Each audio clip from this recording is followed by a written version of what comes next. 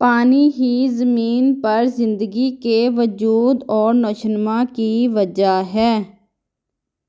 زمین کی سطح کا 70% حصہ پانی سے بنا ہے، جس میں سے صرف 3% میٹھا پانی ہے جو انسانی استعمال کے لیے ہے۔ پانی سیارے پر زندگی کی تمام شکلوں کی حمایت کرتا ہے۔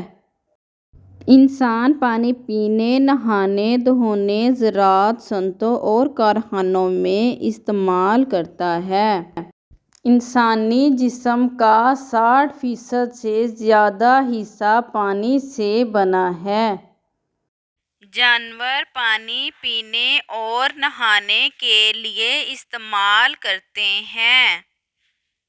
پودے، درخت اور دیگر مختلف جاندار پانی کو اپنی نشوونما اور بقا کے لیے استعمال کرتے ہیں۔